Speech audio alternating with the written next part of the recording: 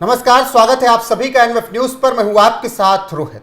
जम्मू कश्मीर की धरती से आज पाकिस्तान को ऐसा जवाब मिला है जिसे सुनकर शहबाज शरीफ और मुनीर की भी हालत खराब हो जाएगी, क्योंकि विधानसभा सत्र में जिस तरीके से उमर अब्दुल्ला ने बयान दिया है उसे सुनकर पाकिस्तान की हालत निश्चित तौर पर खराब होने वाली है। क्या कुछ कहा है और क्या मायने हैं, इसी पर चर्चा करेंगे। अनुपम प्रसून मेरे साथ हैं, लेकिन चर्चा की शुरुआत करें उससे पहले सुना देते हैं कि उमर अब्दुल्ला क्या कुछ कह रहे हैं। स्पीकर साहब, जम्मू कश्मीर की सिक्योरिटी जम्मू कश्मीर के इलेक्टेड हुकूमत की फिलहाल जिम्मेदारी नहीं है,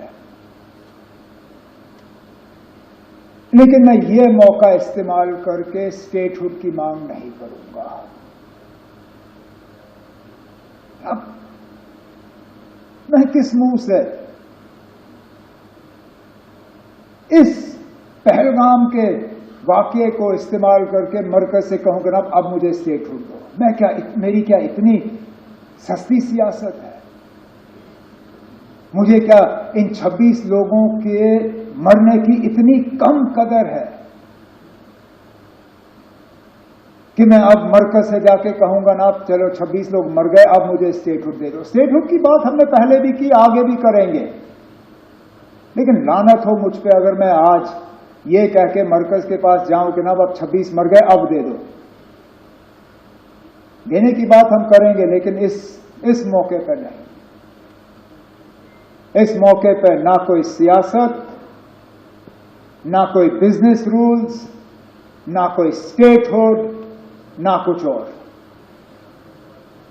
एक ही चीज ना, इस हमले की कड़ी निंदा और उन 26 लोगों के साथ दिल की गहराइयों से हमदर्दी और ताज़ियत, और कुछ नहीं। ना आज नहीं, टेबल हम किसी और मौके पर थपथपाएंगे, आज नहीं।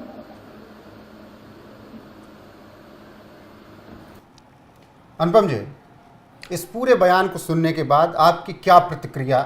देखिए, मुझे लगता है कि अभी जितनी पॉलिटिकल पार्टियां हैं और उसके जितने बड़े लीडर हैं जिनको आप देख रहे हैं, जो उमर अब्दुल्ला के हम उम्र हैं, जैसे कि हम जिनसे ये उम्मीद करते हैं कि वो बड़ा सीरियस, इस चूंकि बहुत सेंसिटिव इशू है तो बड़ा सीरियस होकर कुछ बोलेंगे, कुछ जिम्मेदारी के साथ बोलेंगे।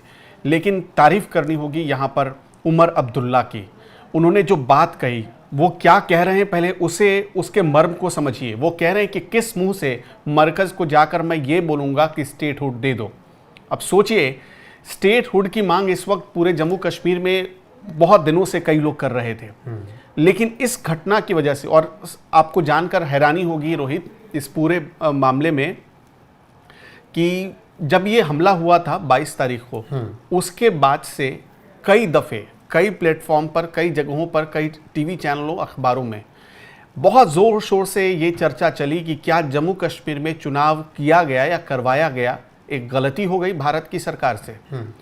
क्योंकि जब आप देखेंगे 2019 के अगस्त महीने में जब आर्टिकल 370 और 35A को हटाया गया, उसके बाद से एकदम शून्य सा हो गया था आतंकवाद। वहां पर घाटी से लगभग द एंड की कगार पर पहुंच चुका था।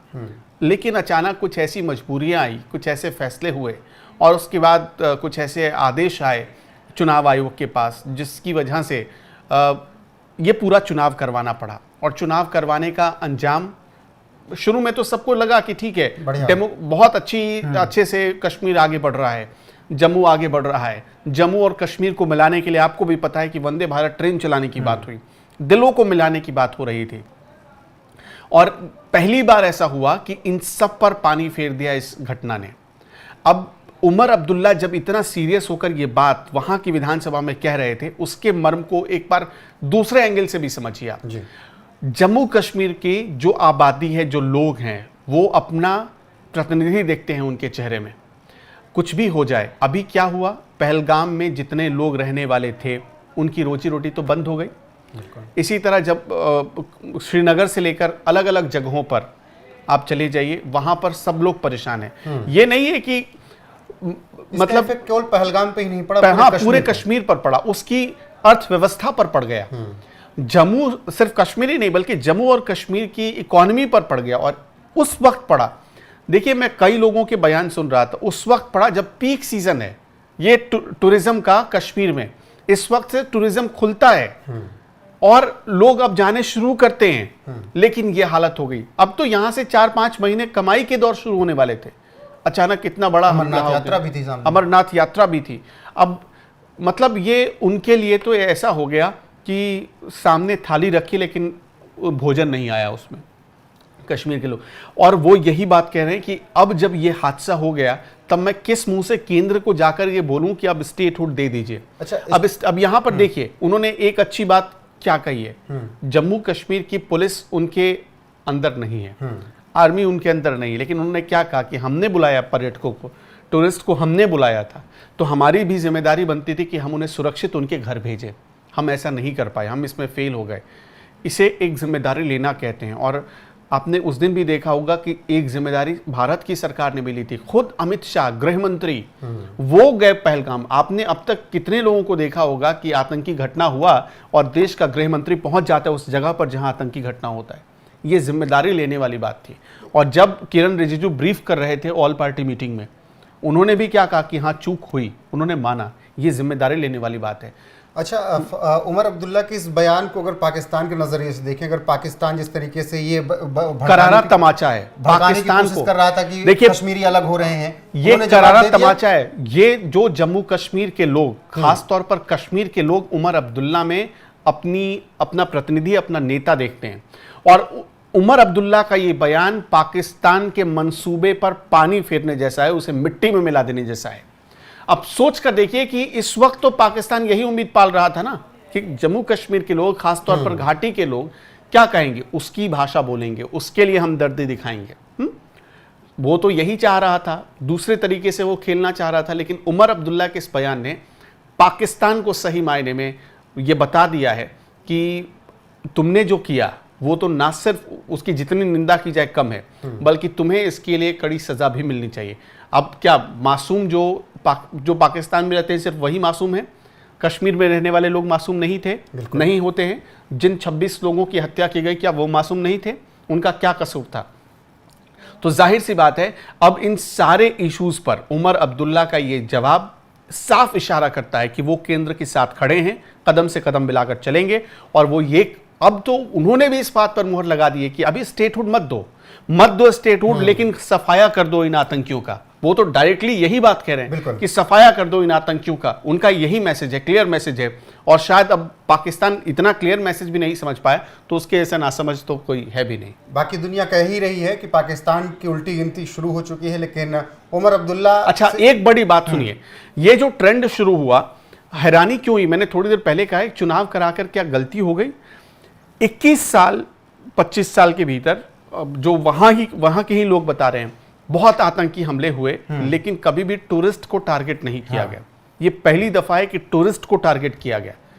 और टूरिस्ट को टारगेट, उसके पीछे का कारण केवल एक है, कनेक्टिविटी तोड़ना। हाँ, तो ये जो कनेक्शन तोड़ने की जो साजिश थी, उस पर पानी फेर दिया है उमर अब्दुल्ला के। बिल्कुल। और पर्यटकों को इसलिए मारा गया ताकि पर्यटक जाए ना, और जाएंगे नहीं तो फिर आमदनी नहीं होगी, आमदनी नहीं होगी तो फिर आराम से पत्थर 500 रुपए में पकड़ाया जा सकेगा। ये पूरी साजिश है। हाँ, और एक चीज और जवाब है, उन नेताओं को भी जवाब दे दिया है उमर अब्दुल्ला ने जो खाते भारत की हैं, हिंदुस्तान की हैं, गाते पाकिस्तान की हैं। ठीक है, बिल्कुल। कुछ साल पहले तक उमर अब्दुल्ला पर लोगों को शक था, फारूक अब्दुल्ला पर लोगों को शक था, लेकिन आज फारूक अब्दुल्ला दिल्ली में थे, वो भी मतलब स्टैंड कर रहे हैं भारत सरकार के साथ। और आज उमर अब्दुल्ला का ये बयान, और वो भी जम्मू कश्मीर की विधानसभा में खड़े होकर जो बयान उन्होंने दिया, वो बता रहा है कि भारत की सरकार जो भी एक्शन लेगी उसके साथ पूरा जम्मू कश्मीर खड़ा है। बिल्कुल। और उमर अब्दुल्ला के इस बयान ने पाकिस्तानियों को जवाब दिया और कश्मीरियों को एक साथ जोड़े रखा है। और अगर इसी तरीके से वो कश्मीरियत को आगे बढ़ाते रहे तो निश्चित तौर पर पाकिस्तान की हालत वो की जाएगी जो कि पाकिस्तान सपने में भी नहीं सोच सकता। बाकी उमर अब्दुल्ला का बयान के साथ आपको एक बार फिर से छोड़े जाते हैं। उनके बयान को सुनने के बाद आपकी राय क्या है बताइएगा जरूर, बने रहेगा हमारे साथ। वीडियो को शेयर कीजिएगा, लाइक कीजिएगा, चैनल को सब्सक्राइब करना ना भूलिएगा। नमस्कार। स्पीकर साहब, जम्मू कश्मीर की सिक्योरिटी जम्मू कश्मीर के इलेक्टेड हुकूमत की फिलहाल जिम्मेदारी नहीं है। लेकिन मैं ये मौका इस्तेमाल करके स्टेटहुड की मांग नहीं करूंगा। अब मैं किस मुंह से इस पहलगाम के वाकये को इस्तेमाल करके मरकज से कहूंगा ना अब मुझे स्टेटहुड दो। मैं क्या, मेरी क्या इतनी सस्ती सियासत है? मुझे क्या इन 26 लोगों के मरने की इतनी कम कदर है कि मैं अब मरकज से जाके कहूंगा ना अब चलो 26 लोग मर गए, अब मुझे स्टेटहुड दे दो। स्टेटहुड की बात हमने पहले भी की, आगे भी करेंगे, लेकिन लानत हो मुझ पे अगर मैं आज ये कह के मरकज के पास जाऊं कि ना अब 26 मर गए अब दे दो। देने की बात हम करेंगे, लेकिन इस मौके पर नहीं। इस मौके पर ना कोई सियासत, ना कोई बिजनेस रूल्स, ना कोई स्टेटहुड, ना कुछ और। एक ही चीज ना, इस हमले की कड़ी निंदा और उन 26 लोगों के साथ दिल की गहराइयों से हमदर्दी और ताज़ियत, और कुछ नहीं। ना आज नहीं, टेबल हम किसी और मौके पर थपथपाएंगे, आज नहीं।